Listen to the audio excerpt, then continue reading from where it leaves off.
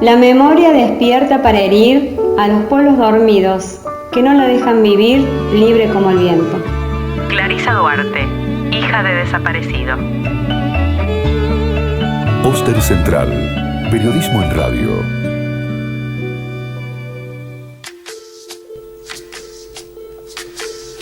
Una jornada nublada, feona, de esas que se anticipan para estar adentro de casa, va a estar frío, día del niño con los chicos adentro, molesto, esas cosas que hacen los chicos cuando los tenés encerrados y claro, bueno, te agarran el televisor, ponen fuerte la PlayStation, no te dejan usar el celular. Los chicos. Desconozco chicos toda modernos. la situación aquí. Bueno, pero a veces pasa. Bueno, en ese contexto hay otra realidad que es la que nosotros tratamos de dilucidar periodísticamente. Vamos a sumar a nuestra columnista Karina Ambrogi. ¿Cómo le va, señora? Buen día. ¿Cómo le va? Buenos días. ¿Cómo le va? ¿Cómo le va? ¿Anda Acaba bien? de llegar el hombre de la radio, mañana en la radio. Estamos todos, casi que estamos todos, sí, sí. ¿no? Lo podemos Sí. invitar al debate. Bueno, lo sumamos. Como si nos sobrara tiempo. Sí, estamos medio complicados. Sí, sí. Por eso vamos al grano, exactamente. Bueno, que está ligado con lo que hemos analizado en los últimos programas de Póster Central, las manifestaciones del pastor Raúl Sassaroli y todas las derivaciones que ha tenido. Exactamente. No solamente fue la de Sassaroli, que es puntualmente sobre la que van a hablar, por ejemplo, los representantes del INADI, pero también fue la de Rodríguez Lorio, quien vino a hacer una especie de control de lo que estaba pasando con el tema de la educación sexual en los colegios y también, ¿por qué no?, lo que está pasando con el colegio La Merced. Todo tiene que ver con todo. Lo que intentamos hacer, porque ya es un tema que está fuera de agenda, por ejemplo el de Sassaroli, nos parece que era importante echar luz sobre la problemática en general, porque tiene que ver con algo que trasciende y que, como vemos, vamos a seguir viendo casos, no solamente esto, sino que seguramente en los próximos días también, a nivel local, a nivel nacional y a nivel global. Entonces la idea era entender un poco qué está pasando, por qué pasa esto y cuáles son los límites legales, es decir, si hay algún marco en el cual englobar todo esto que está pasando. Lo primero que vamos a hacer es mostrarles un audio que hicimos con Rosario Aquiles Chávez, quien es filósofa, doctoranda de ciencias multidisciplinarias. Ella vive en Uruguay, ella vive en Bolivia, es una referente a nivel internacional acerca de estos temas, y ella lo que nos comentaba es que por más que Argentina es uno de los países que más leyes ha sancionado en favor de los derechos y de la igualdad en América Latina, pero por más que eso sea así y que esté legislado, seguimos siendo estados coloniales. ¿Qué quiere decir que somos estados coloniales?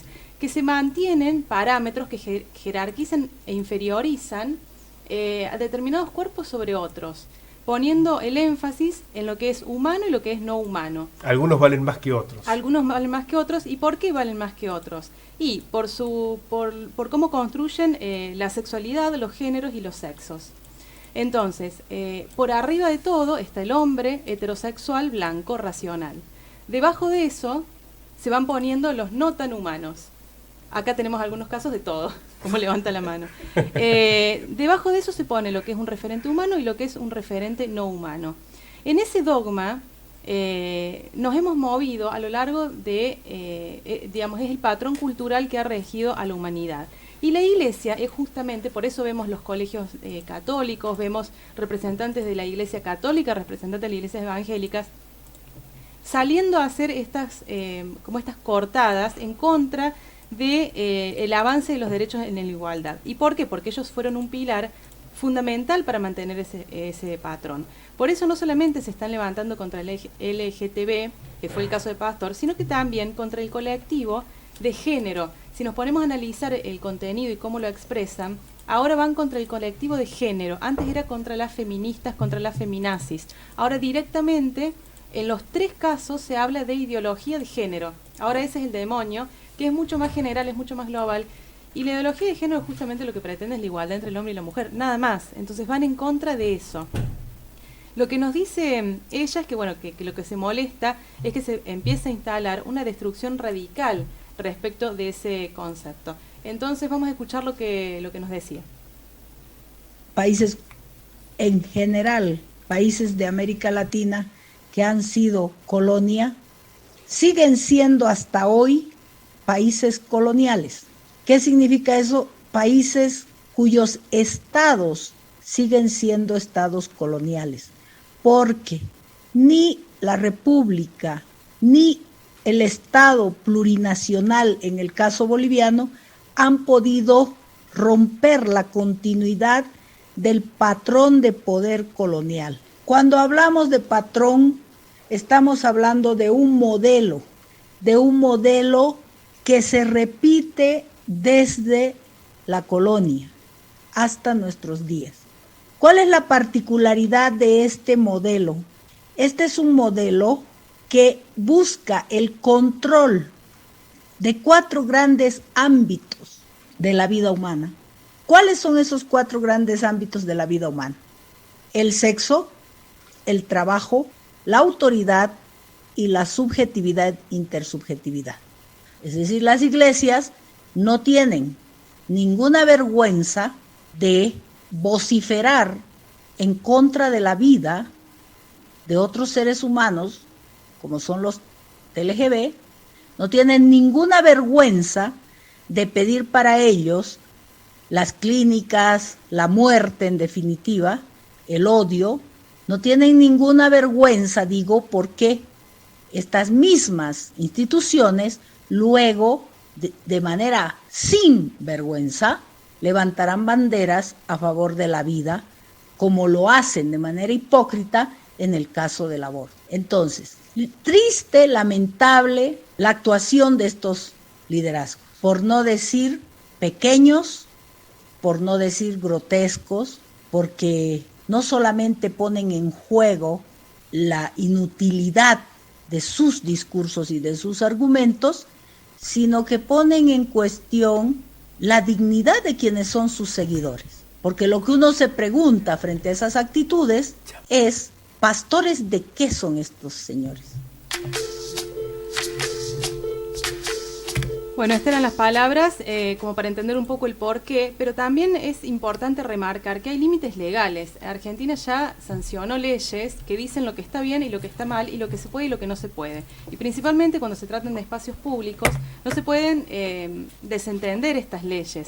Entonces es importante para que entendamos que no estamos en el marco de una opinión en contra de la otra, sino que, por ejemplo, hablamos con Soledad Ceballos, quien es integrante de la Defensoría del Pueblo de Córdoba. Ella, en este caso, nos habló como a partir de su postura personal, pero nos decía qué leyes estarían violando en el caso particular de que estos conceptos sean emitidos por medios públicos.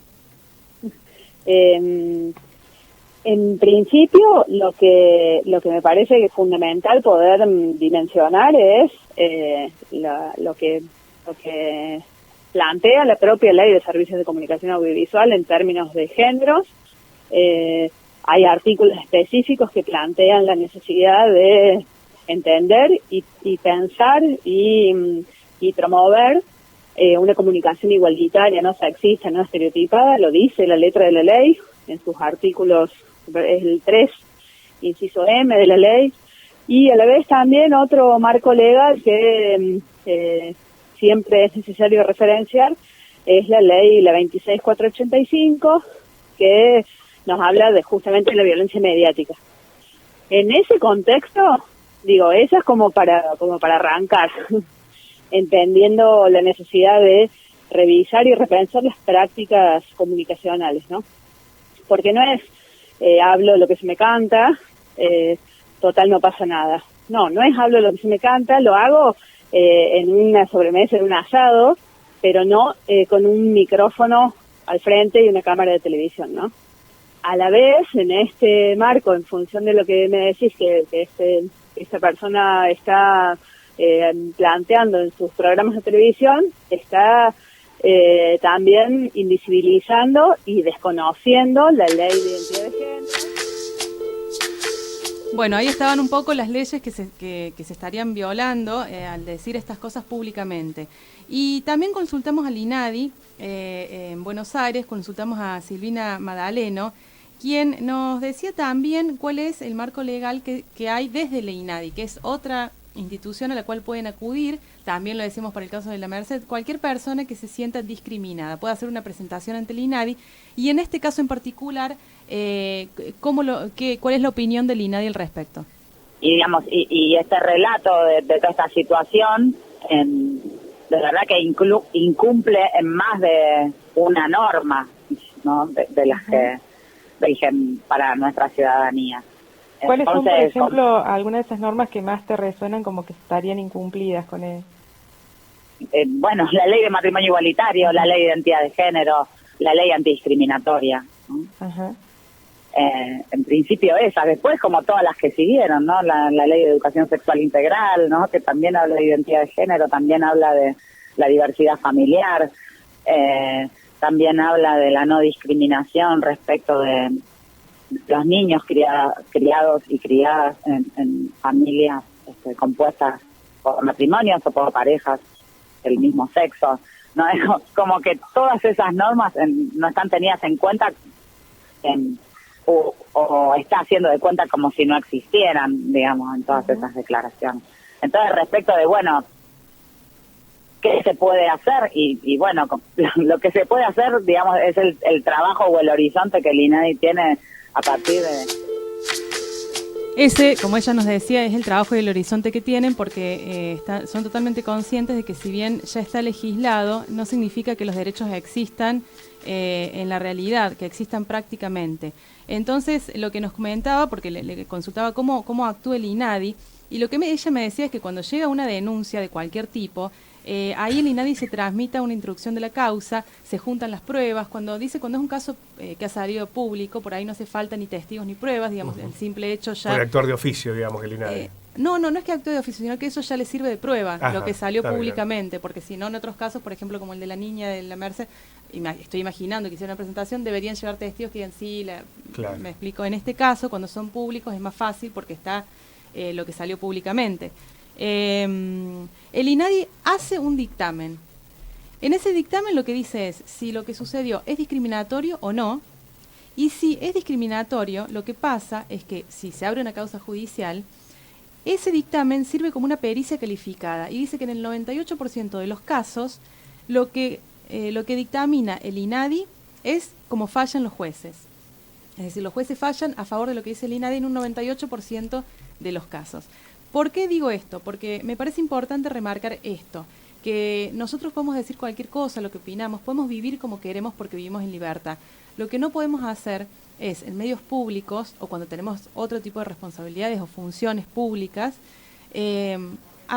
violar las leyes que rigen en nuestro país, que ya determinaron que el matrimonio igualitario está aceptado, que están aceptadas las familias compuestas no solamente por un hombre y una mujer. Es decir, ya se ha legislado lo mismo respecto de las cuestiones de género. Entonces, cuando pasan estas cosas, es importante que se ponga de manifiesto que no es una opinión contra otra, sino que ya hay una legislación, diferente con el aborto, en donde el tema se está debatiendo. Hay otras cuestiones en las que ya se legisló al respecto. Para terminar, ya con este tema, no sé si querés acotar algo más. No, hagamos el cierre y después Pero básicamente quería cerrar con lo que nos decía la vicepresidenta de acá de la Mesa de la Diversidad de Río Cuarto, Sheila Bravo, que me parece que es bastante contundente en su testimonio. Mi nombre es Sheila Bravo. Soy vicepresidenta de la Mesa de la Diversidad Sexual de Río Cuarto. Estoy orgullosa de formar parte de esta organización que día a día trabaja fuertemente para poder lograr una sociedad más justa e igualitaria, libre de prejuicios. En lo que va del año, van 40 mujeres trans asesinadas por crímenes de odio en nuestro país. Es un hecho realmente lamentable. Ojalá un día podamos entender como sociedad que todos somos personas. Queremos un día sentirnos incluidas, sentirnos que podemos gozar de los mismos derechos al igual que los demás, tener acceso a una educación, a la salud, a un trabajo digno, a formar nuestra familia como todos. Vamos a seguir trabajando fuertemente y no vamos a dejar nunca de luchar por nuestros derechos. La importancia de lo que dice Sheila es esta cuestión de lo que ha planteado Sassaroli, de lo que planteó el ex legislador cordobés y también lo que sucede en algunos colegios católicos en esta restricción y sobre todo en la calificación que hacen de los chicos. Esta idea del retroceso, de un retroceso de una lucha que ha dejado muertos, discriminación, peores vidas, segregación, condiciones que han vulnerado los derechos de muchas personas, más allá de su elección sexual. La concepción es del siglo XV, sí, claro. Para enmarcarlo. Se quiere volver al siglo XV. Inclusive, no solamente no se quiere permitir que se avancen las decisiones actuales, sino, como dijo la vicepresidenta, quieren retroceder, por ejemplo, en el caso de la ley del aborto, a 1925, porque ella incluso penaría los abortos que son producto de violación. Digamos, no solamente que no se quiere avanzar, sino que se quiere retroceder en lo que ya se ha avanzado. Obviamente que tiene que ver con una puja de poder, y sucede siempre cuando lo que se trata es de ganar derechos. Muchísimas gracias, señora. Muy buen informe.